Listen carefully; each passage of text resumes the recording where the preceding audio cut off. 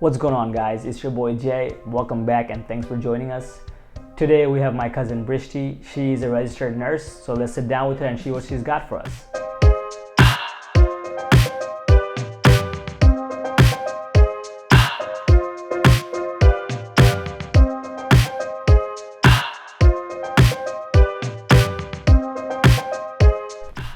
What's going on, guys? Please join me in welcoming Brishti here. Brishti, how you doing? Good, how are you? I'm good. So we'll get started. Why don't you tell us a little bit about your background? Where did you grow up? Where did you go to school? And things like that. Okay. I grew up a little bit in Philly for a little bit, and then my family and I settled in Upper Darby for the most part, and I've been there since like 2004, 2005, I think. Okay. I went to Upper Darby High School, and then I graduated in 2013, and I didn't go to college right away. Okay, why not? I had no idea what I wanted to do. Well, that's why we're making this show, right? I kind of knew I wanted to be in the medical field, but I wasn't sure like if I wanted to be a doctor or a pharmacist. Okay. And eventually I worked in a pharmacy for so many years and I realized I don't want to be a pharmacist. And I just went for nursing. Why not a pharmacist? It was like, I felt like there was limited options as a pharmacist. Okay. Like where I was a technician in a pharmacy, and that's like retail pharmacists, like kind of outpatient. There's like inpatient pharmacists that work in hospitals. And I didn't really want to do either. Okay, gotcha. Yeah. But why nursing? I think one of my most first experiences with nurses was like when my dad was in the hospital. Okay. And I think nurses really go underappreciated, and like people don't really realize how much they do and what they do on a day-to-day. Okay. And it was just an interest. And then I started school and I was like, this is it. Okay. This is my calling. So how long did you go to school to become a nurse? 4 years. But I think the minimum amount of time you can become a nurse is 3 years. Okay. One and a half to get your prereqs in, and then you do a 2-year ADN program, which is an associate's degree in nursing. Okay, so you mentioned prereqs a bunch of times. What is this you're talking about? Just for our prerequisites is like your basic, like their medical field careers are really focused on science courses. Okay. So like bio, micro, anatomy, physiology, stuff like that. You had trouble deciding what school you wanted to go to. Yeah. Why? Cost. Okay. That was a major factor for me. Okay. I know most people like want to go to Jefferson or Drexel, like the popular schools, or like the Ivy Leagues, like Penn. Okay. I did not care where I went. Okay. The thing with nursing, at least the way I look at it with a nursing degree, is whether you graduate from community college or Penn, like UPenn, at the end of the day, they still call you a nurse. Right. You kind of still get the same pay. Okay, gotcha. It's just the difference is the reputation and I graduated from UPenn versus I graduated from community college. But if we're being realistic and looking at statistics, you end up getting the same pay. Before, when we were talking about, you said there was different levels of nursing. For different schooling or whatever. Can you explain that to me a little bit further? Yeah. So I think the most basic level of nursing is like LPNs, which are licensed practical nurses. Okay. They require a little bit less schooling. They have a little bit less, duties, responsibilities, and their pay is just slightly a little bit less. Okay. And then it's a registered nurse, and then you can get your master's, and then you can get your doctorates, which is a nurse practitioner. So, I mean, you already told us, but if you could, what is your official title as of today? I'm a step-down ICU registered nurse. And that's not my title. I'm just a registered nurse, but that's what I do. Gotcha. Okay, yeah, I mean, that's kind of what I wanted to know. Now, I know you were explaining to me there was like 30 different fields of nursing you can get into. So you're in the ICU. What are okay, so there's so many different fields. I'm in a step-down ICU. I work at a long-term acute care hospital. Okay. And it's very similar to a step-down ICU. What does that mean? So that means, but ICU is an intensive care unit. Okay. So patients that are not as critical to be in the ICU, but they're still not too stable to move on. Okay.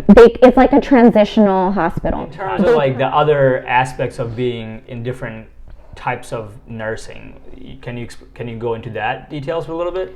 So there's so many fields you can go into. There's like ER. Okay. There's like a medical surgical, which is like the most common type. Like tele floors, which are like telemetry floors for like There's, I much I can say. Okay. Those are okay. There's a lot. Like there's a lot. Maybe I'll put up some examples. You can be like a NICU nurse. You can be pediatrics. You can be like oncology, so you can be nurse for like literally any a psych nurse. Yeah. Okay. So in terms of salary goes, what is the starting salary for your type of nursing? And then I don't know if you know other information, you can include that as well. So a starting salary for a registered nurse currently in the state of Pennsylvania is anywhere from like 55 to 70,000. Okay. Which is pretty decent. Yeah. Of course. And that's just with like 4 years. Just like the ADM program. Right. Yeah. Okay. Yeah. Wow. So let's talk about your career path. I know you were kind of unsure earlier. Then you decided. So do you want to go through the couple of jobs you did and what you liked and what you didn't like? I've done so many things. My first job was at McDonald's. Okay. I was 16 years old. Then I worked in a couple of pharmacies, and I think that was my most favorite and most like useful, helpful job. Okay. I've worked at like 3 or 4 different types of pharmacies, and that really helped me later with school because I was so good at my drugs. Okay. I knew, I knew what, especially with my dad, he was on a lot of medication, so like I kind of just knew this is what this does, and then work in the pharmacy, I was always curious, so I'd be like, hey, how does this work? What's the mode of like mechanism, action? So I knew a lot of that. So I know you just became a nurse like a year ago, I think, or a couple months ago. Okay. In May. So let's talk about that. I mean, I know you're going into this field while COVID is happening. What were your thoughts before it, going into it? Let's explore that a little bit. It was a little nerve-wracking. Okay. But I signed up for this. Right. And my mentality with anything is like God has me, like. God got me. That's fair. Yeah. Let's talk a little bit about your day-to-day. What does it look like, I know you guys have a really weird scheduling, like 12 hours scheduling. Okay. So let's talk about your scheduling first. So how does that work? So I'm a night shift nurse. So my shift starts at 6:30 p.m. and at 7:30 a.m. So I work 13 hours a day. My day-to-day looks like I go in at 6:30. We get our assignment. We get report from the day shift nurses. Okay. Then we like kind of prioritize how our night's gonna go, who we're gonna see first, who we're gonna medicate. And the fun thing about being in healthcare is you never know how your night can go. Okay. So you can have a really good, uneventful night. Okay. By the way, like uneventful is a really good thing in nursing. Okay. That means nothing major happened and you had a good night. Right. Or you could have a really chaotic night. Okay. And it can just go either way. You never know. What we're doing is like we're pulling medications. Okay. We're charting and documenting everything. If it's not documented, even if you did it, it didn't happen. Okay. So like that's a big part of our job. What does that mean if you didn't document? So like we go, we log into the computers under our name and we have to document everything that we've done for this patient. If we've given them their 9 o'clock meds, we have to, execute it in the computer. Okay. 9 o'clock meds given. We have to turn our patients every 2 hours. Oh, wow. So we have to document. I didn't see. Okay. So we do that. And on top of that, whatever they need or ask for, we would have to do that for them.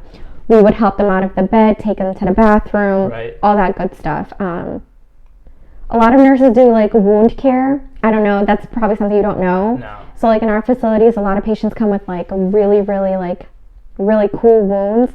Cool. So it'll be really so you do wound care, you'll pack their wounds with whatever the order is. And you take care of that, and some of these wounds are like your entire fist can kind of fit in this wound. Oh my god. I know you don't like stuff like that. But we give blood, we give plasma, we do it all. Okay. Yeah. Fair. Okay, that's fair enough. There's a lot. What do you recommend if somebody wants to get into this field? Some of the skills that they may be. Why should they get into this field? Let's talk about that. One thing I will say is don't come into nursing for the money. Okay. A lot of people hear nurses make money. You can make a lot of money, but that money comes with you have to put in the work. Nursing isn't a job where you can be lazy. Mm-hmm. You're taking care of people. People's lives are in your hands. Nurses save lives, right? So don't come in for the money, but you have to genuinely be passionate about patient care. Okay. You have to be compassionate enough to like, hey, I really want to make a difference in people's lives every single day. You just have to come in with that mentality. So if you have that and you're really passionate about it, absolutely go into nursing. We always need more nurses, but a lot of people I think go into it for the money. And I hate to say it, but there's lazy nurses, and they become lazy nurses because they don't like what they do on a day-to-day. Right. And they don't give the best patient care. Gotcha. Yeah. So what do you enjoy the most about your day-to-day? The most rewarding thing about my job is like when patients will like, you know, like they'll hold your hand or they'll say like, thank you so much for taking care of me. Like you really made a difference. Or like the family, once they get better and they leave, their families will send like cookies and cards, and they'll be, it's sweet. Right. And they'll be like, thank you so much. Like, you know, like you guys were a part of the reason why I recovered. So that's always nice. That's really rewarding. On the other hand, yeah, let's talk about that. Everyone has like, you know, things at their job they don't like. I think one of the things that I really struggle with is like families. Okay. I'm not good at talking to families because like I'm really empathetic. So if they're crying, or I will literally start crying with them. I can't hold it back. During orientation, when I experienced my first patient death, I had to pick up the phone and call the family and be like... So you have to do that? As a nurse, I have to do that. If it's my patient, I have to do it, yeah. Wow. Like I had to inform the family, hey, your mom just coded... We did CPR for Y minutes. Jeez, that's a hard conversation to have. Yes, it's really, really intense. I'm in loss of words because how do you even prepare for that? What is going through your mind when you're... You kind of just have to like spit out the facts and just kind of remember like if this was your family member, like you want the nurse to be compassionate, but you also want them to like be confident in what they're saying to you. Wow. Okay, I mean that's I actually did not know that you guys would have to make that call and let the patients. Yeah, I mean we're not the ones who call like time of death or anything. The doctor will come up and do that, but we are the ones that inform the families. We do the post-mortem care. We do all of that. If you were to change your career, do anything else, what would it be? If I could get paid for traveling, I would do that. Why not become a travel blogger? I can become a travel nurse. Travel nurse, okay. Yeah. So what is the steps in that if you wanted to go do that? And I do. That's my like end goal. Okay. Most travel nurses need at least a year experience. First of all, what is travel nurse? Yeah. So travel nursing is when you sign with an agency and they send you to like different places, different hospitals, you sign different contracts. So it could be like 6-week contract, 13 weeks, 6 months. What's the benefit of them doing that? The benefit? Yeah. Most people do it because travel nurses make a lot of money. Okay. They have higher pay and you're traveling while you work. And like the benefits of that is most agencies will pay for your flight, they'll pay for your stay, they'll give you like a weekly stipend. Okay. So you have no expenses. But is this a job guaranteed, or is it because you're contract based? So you might have it. You might not have a job tomorrow, right? Yes and no. Like you can sign multiple contracts. Okay. So you can say like I'm signing a month contract from March to April. Okay. And then say you can sign with different agencies as well. Okay. So you know what I mean? You can kind of like plan it out how you want it. Okay. So it's completely up to you. If you don't want to work for 6 months, you don't have to pick up an assignment for 6 months. Oh wow. Yeah. And because there's so much demand, I'm assuming exactly. And that's the best part about nursing. I don't know about other fields, but you always are kind of guaranteed a job anywhere you go. Well, thank you so much. I appreciate your time, and we'll. Thanks for having me. If you are interested in a specific career path or know someone who'd like to be interviewed, please email us at askalutely@gmail.com. That's basically absolutely without the BS.